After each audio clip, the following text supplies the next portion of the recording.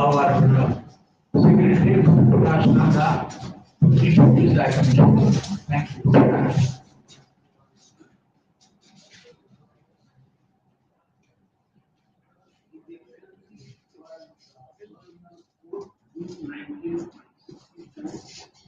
His career has spanned business, government, politics, diplomacy, academia, public service, and media.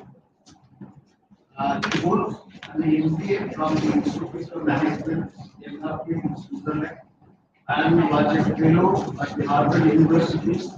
Later, he Center for International Affairs in between 1994 and 1995. He is the founder chairman of the MFDL Pathfinder Group, which is a diversified privately held investment group whose main interests include financial services, tourism and hospitality, property development, domestic aviation, business logistics, agriculture, new technologies, and renewable. The group has a number of strategic alliances and partnerships with leading international brands and local private sector companies. During his earlier career in the private sector, his excellency was involved in the founding of the Colombo Stock Exchange, that was in 1985, and he served as an alternate director on its very first board. From 2000 to 2010, His Excellency served as a member of the Sri Lankan Parliament, first as a national MP and later as a twice elected member from the Colombo district. He held several cabinet portfolios, including economic reform, science, technology, and he was also the Minister of Tourism and Minister of Justice and Law Reform. He has also served as Deputy Minister of Policy Development and Implementation. He has also held several positions, including the post of Senior Advisor to the President, Special Representative of the Government of Sri Lanka, Special Advisor to the Minister of Industry, Science and Technology, Special Advisor to the Ministry of Policy Planning and Implementation, both member of the NASA Impact Trust and chairman of the Institute for Scientific and Industrial Research. He has also served in the Colombo Municipal Council as leader of the commission. In the area of media, over the last 25 years, His Excellency has created and hosted a wide range of television and radio programs in India and India. But his pioneering TV talk show in black and white, he has interviewed world leaders and international personalities. His Excellency currently contributes weekly similar column to three newspapers, including his own column, Media Prashna, which appears in his blog of the same name. So, in nutshell, we could not have a greater representative of Sri Lanka with such diversified background, ranging from business to politics and Now, request the High Commissioner.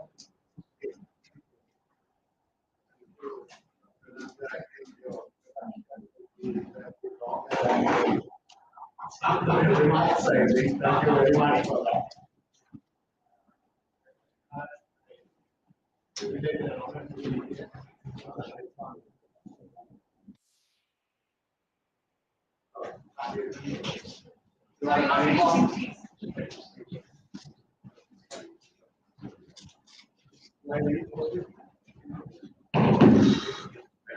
You are the icon of Sri Lanka. With your columns, your writings, right along, it's a privilege to be here. When I was invited for this occasion, I mentioned to the panel that I would like to make it an interactive discussion. All of you know a lot about Sri Lanka, and you probably know more than I do. Many issues. Equally, I think it would be more interesting to do it. So I'm not going to make long remarks. We have gone through a very difficult period last year. I will focus only on the economy in my comments. We are now trying to stabilize the economy. As you know, we have just entered into an IMF program. We are in the process of restructuring our debt. And hopefully by the end of this year, we can enter the international system. At the moment, we are suspended payments. We are limiting and restricting imports. So we are hoping that by the end of the year, we will be able to get back to the international system with the support of the IMF. But it's a challenging road. I think we have to be honest with ourselves. We have to do a lot of structural reforms to our economy. Stabilization is the only aspect of this economic program. So we need more structural reforms so that we can get back to a world economy. But if you look at it between last year and this year, when this year ends, in the year 2022 and 2023, we would have come or economy so we have to get back to the road path. According to the projections, 2024 might give us 1.5 growth rate. We are to do what is required. Growth is more than India becomes a key part. Of course, our main partner last year in stabilization. We are last reforms and $4 billion. That is what I think kept our economy in favor, although we had social restructuring with the economic violence. And one of the reasons why was able to provide us. So basically, the driver to India, we have to diversify our sources of economy. So integration with Indian economy, connectivity with India, all that becomes key. And the tourism from that the statistics last month, India is again now number one tourist coming into Sri Lanka. Progress. The Indian economy and ours which are shrunk by 10%, yours growing by 6%. That is the way to go for us. Equally, we would like to see we have trilateral cooperation. Countries like India and Japan working together in the context of economic stabilization. India could really talk to the bring everybody to the table. Last year, I think India provided that leadership so that we could enter this year facility. So that is what the future that we need to work on. But I must stress again, there are many challenges, and this process will have to be resolved and have to say now I will end there because my Asian journalists are cynics and skeptics. But I have to say that is really a big worldview. So I will leave it to you to maybe ask questions, criticisms, and then we can have a answer. Thank you very much.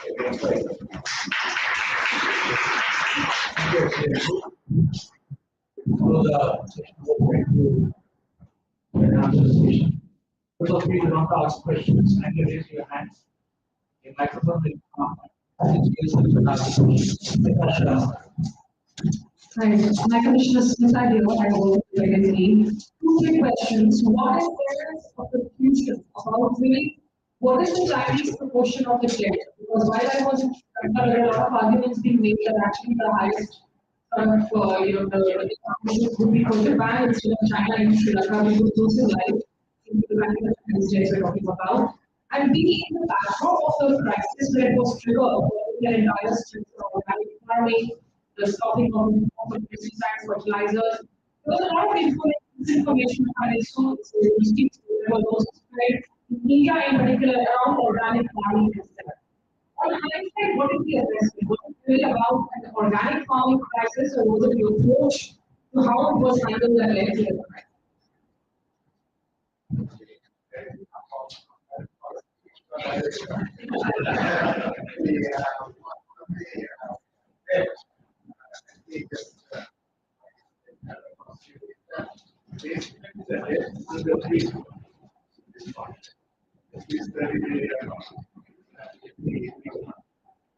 And of that, roughly half is private creditors, and the other half is sovereign debt, including Pakistan. Of the 15 billion sovereign debt, 3 billion is China. That is the multilateral and sovereign debt, 3 billion is China. By way of comparison, the Paris Club, which includes Japan, is 2.4 billion. India is 1.6 billion. So that's why I said the multilateral debtors like and ED is 5.7. So that's the ballpark, but that's where it is. Of the private creditors, basically we have these international sovereign loans that are held largely by investment banks and investors in the US. That accounts for about 20.1 billion. And then there are Chinese commercial loans, which accounts for about 2.7 billion.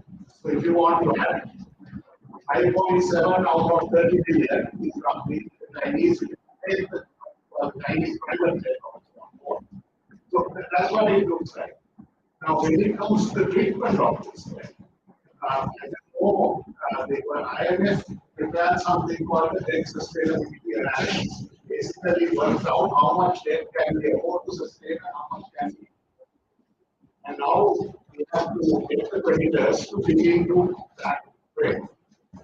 And the Paris Club, not the IMF wanted letters from the sovereign lenders that they would support the debt sustainability analysis, which is the wrong for the Paris Club. India actually took the lead and provided a letter saying that they would support Paris Club followed. China provided a letter. They have provided a letter leading to the process. But now we have to see how we move on. So, probably it is ahead of us, but numbers I'm giving public numbers. Second question, I think we got into difficulty not because of organic farming, but have been economic reforms in 2001. The problems that were there then are the problems we are facing today. We have 22 million people in our population. We have nearly 1.5 billion people working in the government. So basically, population to government employment ratio, we are one of the highest in the world. We have 500,000 people who are earning pensions from the government, which is also paid directly from the government. We don't have a pension fund. So nearly 2 million people are earning salaries from the government. At one stage, last couple of years, if you look at it, 70%, over 70% of our government was going to pay for salaries and pensions. So we have only 30% left for everything else. When we this crisis, 80% of our are going to pay interest. So you can imagine every year you begin by borrowing for everything else. Once you pay interest and salaries, you have already washed out your revenues by the interest. So this was the crisis really. COVID affected us, slowed down the economy. Then subsequently, Ukraine affected us. But we were basically at that point. We had reached the point where we had unsustainable debt and we have an unsustainable model. So the challenge today is stabilization plus trying to restructure this model. Trying to, how do we rationalize the state sector? How do we the SOEs, our state-owned enterprises, which are losing money, whether it's our national airline or our electricity company or our European corporation. How do we break it up? How do we privatize this? How do we create competition? These are the issues. Now, I mean, okay, everything else may have added a little bit here or there, but I don't think that was what for us. So, I mean, that's the answer on the organic experiment. I think maybe we move too fast. We should have been faced with too ambitious the program. Now, here we are, I recently visited a couple of natural farms in India, pilot projects. They are doing very well. I think that's how we should have done it, step by step. So that clearly there is a lesson to be learned. The cause of all this was a build-up. It was not something that happened.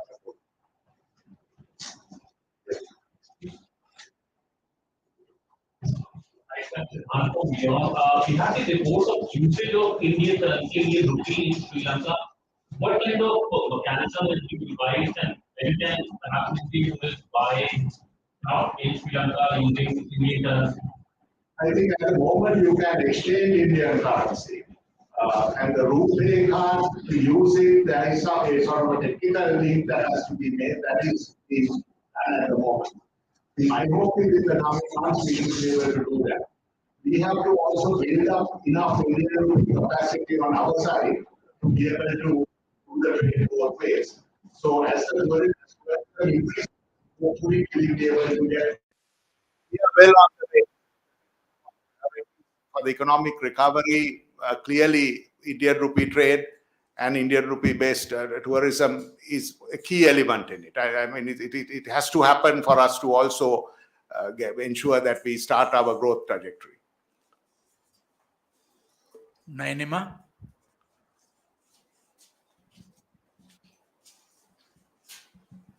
Nainima from ABP Live. Thank you for doing this, High Commissioner. Just wanted to understand what's the status of the Adani projects there, the West Container Terminal and the two wind projects. Are you going ahead with it? Are you happy with the progress? Your thoughts on that? Very clearly, I mean, Adani Group, the West Terminal is very much on time and on course. I even saw some photographs of it a few days ago. It is a 3 million TEU terminal. And it is that is a very important investment to us. And at a time like this, it gives us confidence in Sri Lanka that somebody is willing to invest like that. On the wind power, also the negotiations are on. I think the power purchase agreement is being finalized. It's a 500 megawatt wind project. So that is also moving ahead. We are hoping very soon to sign an MOU with India on a cable connection between India and Sri Lanka for power. We understand that off the northwest coast of Sri Lanka, there is nearly 30,000 megawatts of wind energy available. So our whole generation capacity in Sri Lanka is 4,300 megawatts. So we will not need 30,000 megawatts. So if we can get investment going off the northwest coast of Sri Lanka with the wind energy, hopefully we can look after our needs and also look at exports in the future to India. Because broadening and increasing our income lines of revenue lines for Sri Lanka is one of our key priorities, and electricity could be one such area of export of electricity could be one area like that. Yes, please. Hi, I'm Vandana from The Print. A key part of the IMF's EFF deal was a government diagnostics exercise. And I think Sri Lanka is the first country in Asia to receive that treatment. How does the government plan on tackling corruption and how do you plan on quantifying that? Well, I think basically the issue of corruption is not only for Sri Lanka, it's a global issue. And I don't think in the IMF's case, we are the only country at which, I mean, the IMF is approaching us with looking at systems and checks and balances and transparency. And that is something any government would like to have. So basically, for example, there is a central banking act which is coming up to make the central bank independent. So these are institutional checks and balances. Then in order to, there is a parliamentary budget office which is being set up so that the parliament can basically shadow the budgeting process, which is, I think, a very important development as well. And then basically our legal systems have to work. I mean, I having been in politics, having watched this for a long time, when it comes to issues like corruption, I always say if laws can eliminate corruption and if institutions can eliminate corruption, Sri Lanka is paradise. Because we have institutions upon institutions for corruption and investigation. We have laws. But finally, it's obviously not working. So I think my view, having been justice minister, actually, I always keep saying, have the institutions that are in existence working. because what we do is, when the Attorney General's department we feel is not doing their job properly, we go and create a corruption commission. Now, very clearly, we already have a capacity problem of people. So how do you staff a corruption commission? Do you get the best and the brightest there? And then they start working. The Attorney General's department is not allowed to do its work, and then there are clashes. My view is, take the structures and make them work and reduce. I mean, I'm somewhat libertarian in my thinking, because I feel Sri Lanka is so statist, so interventionist, that we need to be a little bit libertarian as well. So that's my answer to your question. I mean, I mean, this is an issue which we have to face and we have to resolve it. Transparency will help. We have one of our success stories is the Right to Information Act, which it is modeled on your act here, and that is a success story. You shine the light somewhere, then you can see what is going on. And people are using that RTI now, and they're doing a lot of work. Groups, especially non-governmental groups, are using it very effectively. So those are checks and balances from outside. But we need to get the existing institutions working. You create new ones. You try to find people for them. You create enough issues. I didn't try to avoid your question, but that's my outlook on it. Hello. Sir, I am from Supreme Court Advocate. It is mostly a political question to you. A political question to you. Yes, please. You repeatedly said India cooperation help is very, very important for the development of the Sri Lanka. When Narendra Modi, Prime Minister of India, went with the industrialists to your country for development, some of the projects were awarded to the India. That projects went to the Adani. Then there is a political crisis. Political crisis means many opposition leaders criticized about awarding the contracts to the Adani. Why? It is a political question. Why? I will answer it from an economic perspective. Because yes, let me. India cooperation, help, everything is more. Okay. No, I will. If you have finished, or go ahead, please. Okay. Yes. No, I will use that example. Now, if you look at the port of Colombo, 80% of the business of the port of Colombo is transshipment business. 80%. Only 20% comes into Sri Lanka. Of that, over 70% of that business goes to India. So we are basically linked to the Indian port network. We have deep water terminals. India doesn't have sufficient deep water terminals. So you have the smaller ships bringing goods into Colombo, and the deep water vessels come in and take them out, and vice versa. That is the business model. Now, in let's say 20 years ago, 15, I think it's 10 years ago, when Sri Lanka wanted to have a private terminal operator, 10 years ago, I would say, and they put out a request for proposals for that. The Sri Lanka government did at the time. Basically, there was only one bid for that. A company called China Merchant from China, CICT from China. India did not have a single port operator company that was in a position to bid for this. Today, Adani is there. He has invested. And 35% of that 70% business I'm talking about going to India, 35% goes to Adani ports in India. So there is a business model. So this is politics. I'm not interested. I'm a politician, but I don't want to get into it. I look at it as investment. There is an Indian investor who is actually willing to put money in as he sees a business potential there. So it had nothing to do with any visits by prime ministers. It's a business. It's an investment decision. So that is the reality of this. I mean, what is happening here, that is not our affair. We are looking at strong investors. And it's Adani's group has invested in Israel, I mean, in Haifa port as well. So he's one of the most established international port operators. So that's what I'm saying. I mean, I don't want to get into the politics of it. All I can look at it is as a Sri Lankan, an investor, the confidence, and the fact that it makes sense. The business model makes sense. Yeah, hi, Commissioner. I'm Ranjit Kumar. I'm an independent journalist. See, the Chinese are reported to be building a huge port city in Colombo. We have various kinds of reports regarding this port city. What is the nature of this port project and what kind of administrative control the Chinese have got over it?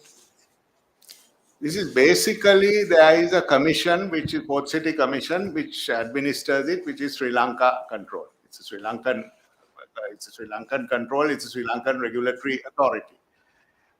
By and large, the port city is a property development project because they fill that area of land, and it's a property development project. They are looking at a financial center. They are looking at tourism. They are looking at healthcare properties. It's a property development model. So basically, how successful will it be business-wise? I don't know. They have made an investment, they have filled the land, and they have signed some agreements on the property side. I think it has slowed down a bit because of the crisis and also COVID. What the future is, I don't know. But I don't see anything sinister beyond that. I mean, that is, I don't. I mean, that's what you are implying. It's a property investment, and there is the Sri Lankan government has oversight over it. So that's how it is structured. Yes, please. Yogesh from Tayana. If you see in India, there's a vengeance travel which is happening after COVID. Tourism numbers from here are absolutely hitting the roof. Now, if you look at Sri Lanka, which is a very popular destination, if you could shed some light on some of the new initiatives you're taking, because if you see the growth of other markets of tourists from India traveling to, that growth is much higher than Sri Lanka. And it's a destination which is, close to our heart. There's such a huge cultural engagement as well. If you could just shed some light on over the next 12 months, some of the initiatives that you and the government there is trying to see that a larger segment comes there. I mean, tourism is very close to my heart because I was tourism minister some years ago, and it was one portfolio I also enjoyed. Basically, we suffered, I think, a double whammy in a way. The Easter bomb attacks had an impact on tourism, and that there was a drop. Subsequently, last year's disruption, which all over the world, it was on television, that had an impact. In fact, the recovery from that is slower than what it was after the Easter attacks. After Easter attacks, actually, we came back quite quickly.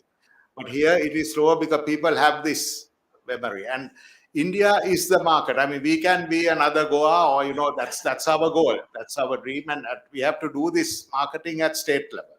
So our tourism ministry is working hard on that. I am, in fact, we have a MOU which I signed at the time I was tourism minister with Gujarat. At that time, Prime Minister Modi was chief minister at the time, with Gujarat on tourism. And the idea of the Ramayana Trail, Buddhist trail going into Sri Lanka, Ramayana Trail coming out, and the other way around as well.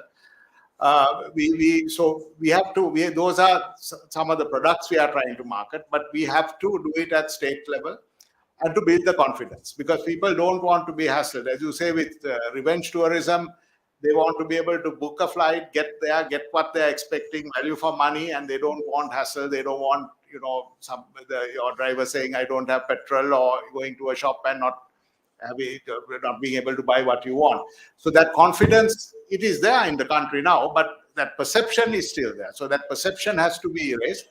And what I find is more people who go there, they come back with that impression. We have to also improve connectivity and pricing.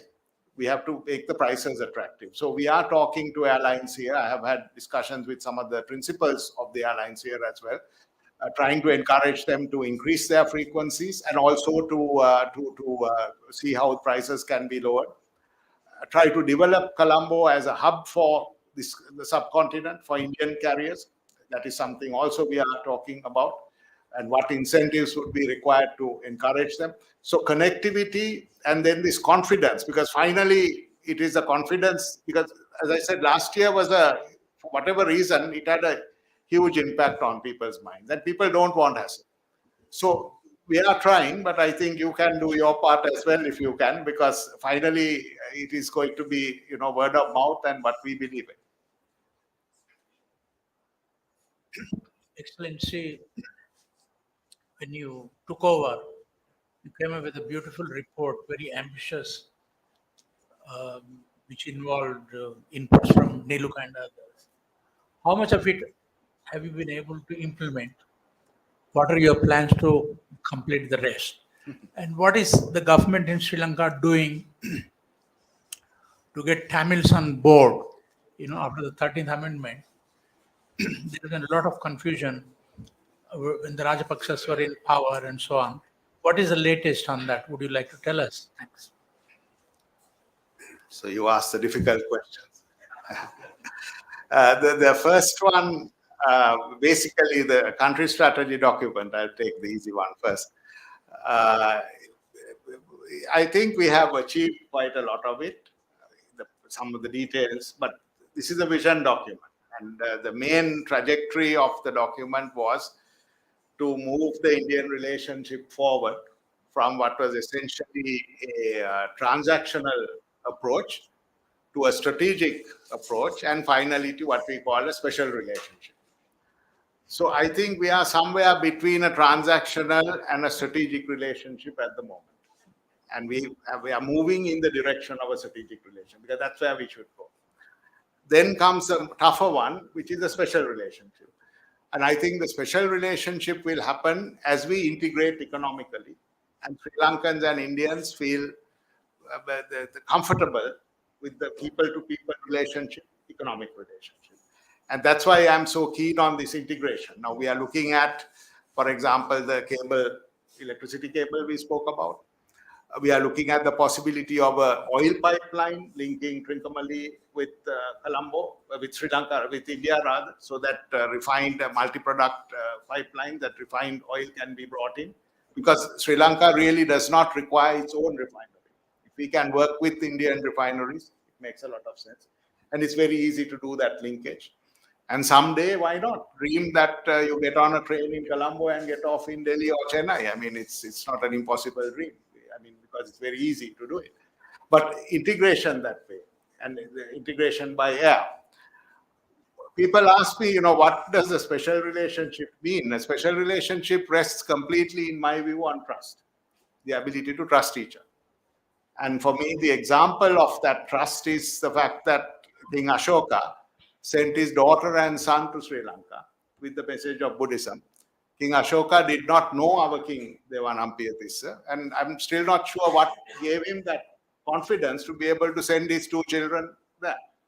So that is the special relationship. So we had it, we need to get back there. Then I think a lot of these geopolitical issues become non-issues, in my view, if we build that. So that's the vision there. On the 13th Amendment, and what you're talking about is the ethnic issue, where I don't want to get stuck into the legal side of it. I think we have to think afresh, because this is an opportunity. A crisis is an opportunity. And I think President Wickremesinghe is trying to do that. This is a time for all communities to talk to each other and to try to come up with some kind of a solution that will be lasting. And I think he is trying to do that. He has started discussion, and we have to think afresh. Because I feel all of us have been too involved in this and too immersed in this process for the past 30, 40 years, maybe to think afresh. So the younger generation also has to be brought into this process, and Mr. Wickremesinghe is trying to do that. I believe all of us must start, whether we are Sinhala, Tamil, Muslim, whatever religion we have to start looking at it afresh. I mean, we are a small island, 22 million people. If we cannot find a way of living together, then we only have ourselves to blame. And I think what happened last year, I mean, I don't want to overplay the catalytic impact of what happened last year, because I, for one, don't believe that there is too much virtue in disruption. I mean, in technology, there could be virtue in disruption. You have a Google or a Uber or what have you. But I think, but at the same time, the disruption last year, there is a message to us, especially to our generation, that we have messed up. So I think that signal has been taken as well. So I'm not going to get into the debate on devolution, what level of devolution, I think we've been doing it for nearly 35. I mean, you've been covering it, you know it better than I do. We have to think afresh, and this is a chance. Because when our economy crashed, We have to all get up together. The impact is right across the country. It is not only in the north, south, east, or west. And now we are starting afresh. Let us start this afresh. Well, I think that is Mr. Vikramasinghe's message. And let us see what he's able to achieve. Let's give him a chance. Yes, please. Do you think there is something called a China factor that determines the contour of Indo-Sri Lankan relations? I feel the Indo-Sri Lanka relationship is too important to be measured by a third party, through a third party. I think that is also a mistake, because basically our linkage, I think Minister of External Affairs put it very well at one point. He said, blood is thicker than water. Somebody asked him, why is it that you helped Sri Lanka at that time? And his comment was very pithy, blood is thicker than water. We are genetically linked, we are civilizationally linked, and we are neighbors. So I don't think we should be measuring it against China in this century, and the US, as you know, in the last century. I mean, you have covered us right through. It has to be measured with each other. So if we have issues, when we do, obviously we discuss it. And I think that's what we managed to do in the last couple of years. Transparently to discuss it and to work our way through the issues. And I think we managed. We will have, I mean, as I always say, I mean, I keep quoting Donald Rumsfeld when he says there are known unknowns, unknown unknowns, and known unknowns, what have you, and known knowns, I think. So there are always unknown unknowns that will come up, as we had an experience last year. There will be known unknowns, but we have to prepare for these things. So that's my answer, because I don't like to measure this relationship with others, because then we get, I think, distracted. Hello, Sebastian Berger from AFP. I'd like to ask more specifically about the relationship with China. Obviously, the negotiations over the debt have been difficult.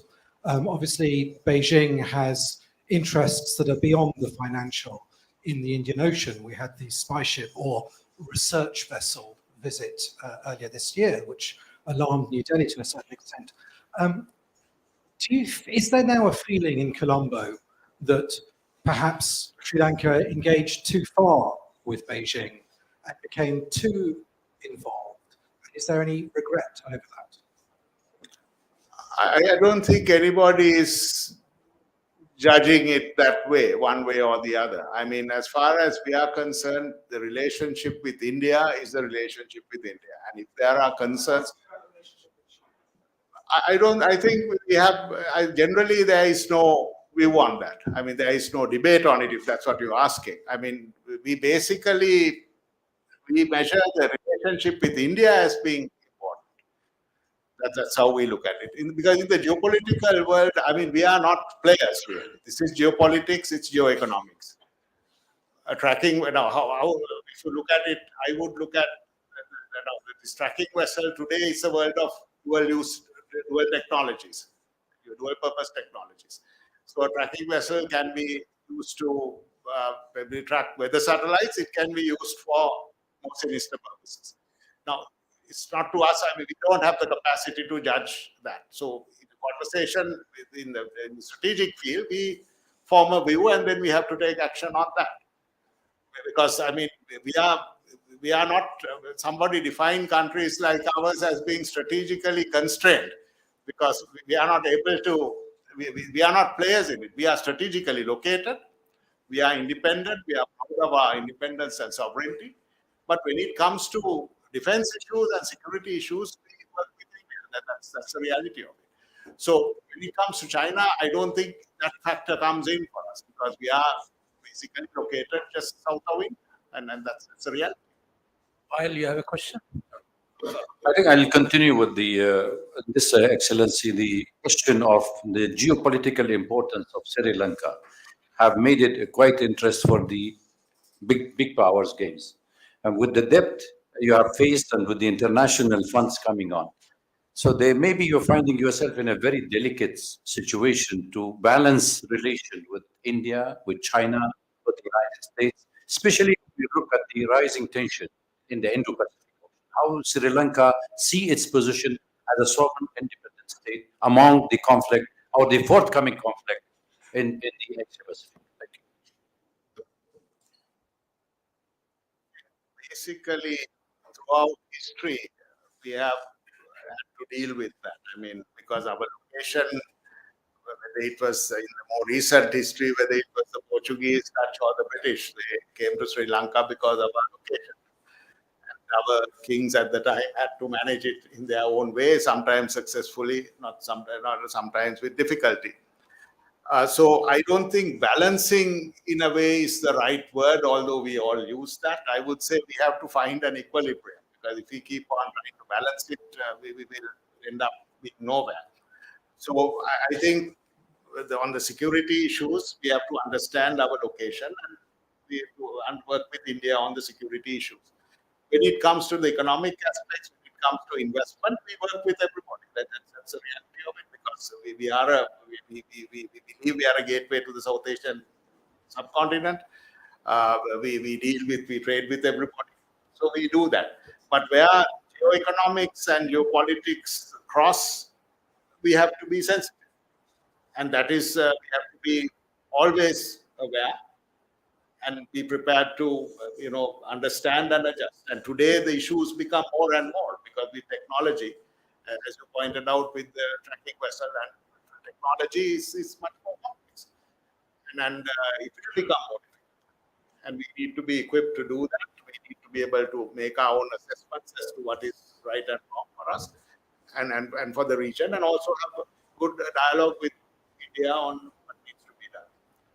I don't think there is a simple solution for this. I mean, during the Cold War period, we had one set of challenges to deal with, and we have lessons to be learned from that ourselves as a country. And I think history offers us a lot.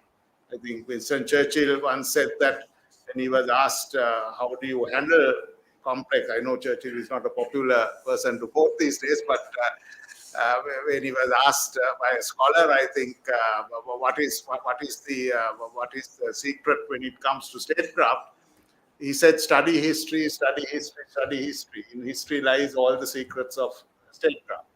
And that is true. Even our relationship between Sri Lanka and India, it goes back to the Ramayana. So from Ramayana to now, we have a long history to learn from. But we must not be captured by history either. We have to look forward. I mean, if we become a captive of history, that's not helpful either. But I mean, that's my answer. Yeah, hi, this is Manas. I work for PTI here. Yes, sorry, I understand. Yeah, so you mentioned that in fact India was a key partner when your country was living under massive economic stress last year. And you also said that in fact you're looking towards India's support as a key partner in your economic revival and economic growth. You have been having a series of talks with our finance minister, External Affairs Minister, the NSA, over the last few months. So, what kind of specific, economic support that you're looking for revival of your economy, Sri Lanka's economy going forward, apart from a steady flow of tourists from India? Thank you. I think some of what I mentioned, I mean, the electricity cable, the oil connection, making Trincomalee into an energy hub, then ports, investments are what we are looking for now. And especially to try to broaden our streams of income. Because if you look at it since independence to today, 75 years, 35 years, 30 years, we were fighting a war. I mean, that was basically economically a lost 30 years for us in many ways. And that was also the peak of our demographic dividend. And now we are in an aging society in Sri Lanka. Our youth were at their peak when they were in the battlefield. Regardless of Sinhala, Tamil, Muslim, they were in the battlefield at the peak. So we lost 30 years. Out of 75, we lost 30 years. Then in the more recent past, some of these incidents also made us lose the time. And as a result, what has happened when the British left us, rubber were our main industries, tea exports. Since that, all we have added on is apparel exports, which again was as a result of the Americans had the quota system and we started producing for that. Then remittances from migrants in the Middle East and elsewhere. Some of them, of course, people who left Sri Lanka because of the war. and tourism. That's all that we've really added. We have not diversified the economy very much. Tourism is only now, I mean, it's coming up. IT is coming up. So when you look at it, if you look at it as revenue earning, we at the peak, let's say we get about $7.5 billion from remittances, Middle East and elsewhere. We get about $5 billion from apparel. Tourism, we have got close to like 3 billion. It keeps dropping back and forth. We need to get there. That's the one with the potential. Tea is still below $2 billion. Tea is about $1.8 billion. I see recently information technology had just gone over $1 billion. So that's what we have, over $1 billion. And that's not a diversified economy. We can't, afford that. So diversification of the economy is the key, and tracking it with India is the way to do it. I mean, you are a $5.5 trillion economy. We are $8 billion economy. You are nearly 1.4 billion, 1.5 billion of population. We are 22 billion. I gave you the figure of 4,300 megawatt electricity capacity. One power plant here generates 4,500 megawatts of electricity, whereas that's our whole requirement. So to talk even of the strategic aspect, integration and connectivity is the way out for us.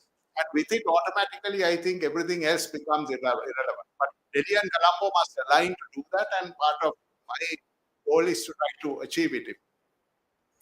But that's what I talk about most, what I'm telling you. And I have had good response from your leadership, and access and support has been always there for us. And understanding also the need to achieve this. But of course, India is big.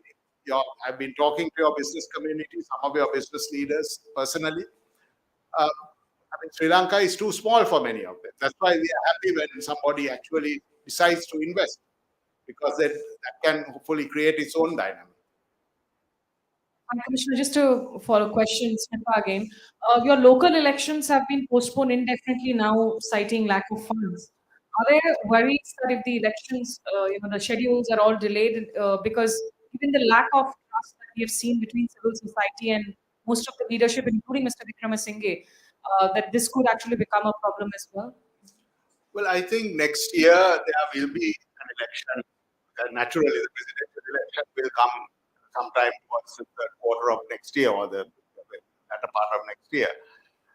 The local council elections and the provincial elections, for various reasons, were postponed.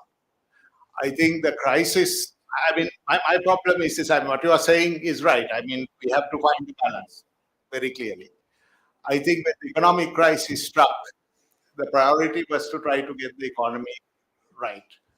And I think that is happening. Now, whether we can sustain it, whether some of the tough decisions we have to take vis-a-vis the economy, because many of our difficult decisions are ahead of us, whether it can be sustained, whether our people will accept it, whether you need some kind of democratic deficit ahead, one can debate that. And I think the process, I mean, we have a democratic process. We have courts. Courts will determine whether these elections, because you can petition courts if there is a feeling that elections have been delayed or done in an untoward manner. See, my feeling is that the government's focus is to stabilize the economy and to try to bring stability to society. Civil society groups have views. There is I mean, like you here, we are a vibrant democracy. We are a polarized country, very polarized. So, I mean, the divisions are right across the board. But I think finally next year, there will be an opportunity for people to make a decision, probably in a national election. But till then, this will go on. And if people have issues, they will petition the courts, because, I mean, our courts have been independent. I mean, some years back, the Supreme Court actually sacked the cabinet and the prime minister at the time. So our court system has always been quite independent. So I mean, it's a valid question, and it's a debate that is going on. I mean, if I speak to 5 Sri Lankans, there are 5 different opinions on what you just mentioned. I mean, I have maybe a slightly more conservative view about this. I feel on one side, the fact that, as I mentioned, I use the word virtue, because every disruption, if we look for virtue in it, there is a danger. But equally, each corruption has a message which we have to pick up. So at a certain point, there will have to be an election. There is no question about it. Esteemed sir, this is Firoz Bakht Ahmed, a freelance Sorry, go journalist. there. Okay. Yeah, Should I continue? please, please. No, I couldn't see you there. Okay, sir. Okay, thank you so much. I am a freelance journalist, and maybe this question of mine might not be a cup of tea. A couple of days, maybe a couple of weeks, months ago, we saw total anarchy in Sri Lanka, a lovely island, Colombo, nothing, I mean, wonderful place. And I don't know what was the reason. People entered the, I mean, president's house, all these things happened. That was a very haunting, horrible thing. And somehow or the other, fortunately, it was controlled. But I am told that there are still ripples of disturbance which are not reported to the press. Now, what is the latest situation? We wish, absolute peace in Sri Lanka. Was it the price rise like in petrol, other commodities? No, I think it was a mix of issues. What finally triggered it probably was scarcities, because we are a middle income, or we were, and I hope we can still hold on to it to some extent, lower middle income country. And there were certain expectations of the state. The compact between the government and the people were that we will ensure that supplies are. And when petrol, fuel, when foodstuffs, gas, in urban areas especially, there was scarce, there was tension. Equally, I think what you pointed out about the fertilizer issue, I mean, that had certain problems in the rural areas. So that is what triggered it. But I think we have to look beyond that in a way. I mean, as a politician, when I first contested an election in 2001, I was a relatively young person then. I was also contesting against the system, saying the system must change, because our electoral system, I don't want to get into that conversation, but it has to change. There's no question about it. So there is resentment underneath as well. That's why I'm saying you can't throw the baby and the bathwater here. I mean, but equally, I don't believe that at the moment, I view the priority is to get the economy right and then go to the people and see what the people have to say about it. But what you are saying, the undercurrents, like in any democracy, there are. I mean, there are differences of view. Our society is highly polarized. If it wasn't, we wouldn't be going through all these issues. So therefore, I mean, the economy is sensitive, and if there are issues with the economy, there will be social implications. There is no question about it.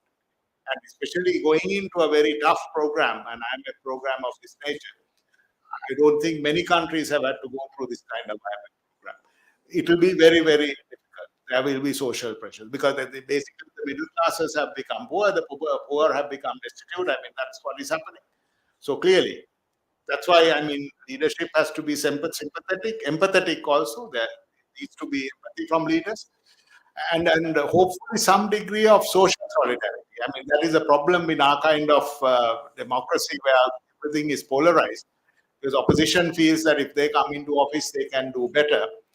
And frankly, I mean, I have no horse in this race. I mean, I'm commenting it from where I am. I mean, I would prefer to see people working together. But it doesn't happen. I don't think it happens. So, but there is always, it's not an easy situation at the moment. There is no question about it. But when will there be a violent explosion? I mean, I can't say anything of that. But if you're talking from a tourism point of view, we have had a history of violence in Sri Lanka, but tourists have never got affected by violence. So Sri Lankans tend to sort out their problems, I think, among themselves sometimes. Sir. Cricket. Yes, sir. Cricket also goes up and down. That's true. Yes. I have my Deputy High Commissioner who is a cricketer. He will comment more on that, I think. It's been a very exhaustive question and answer session, High Commissioner. Wonderful to have you. Before I invite my colleague, Dr. Awad, to propose a vote of thanks, appreciation of your visit to our club, we would like to make you an honorary member of the club. That's very kind. That's very, very kind. Thank you very much. Thank you very much. know, you can visit the Revenge club. of- Oh, that's kind too. Okay. Let's hold both together. Remember. Have coffee. No, I cannot get anyway. Thank you. Thanks. Thanks very much. Why? Thank you. Thank you, Mr. President. Thank you.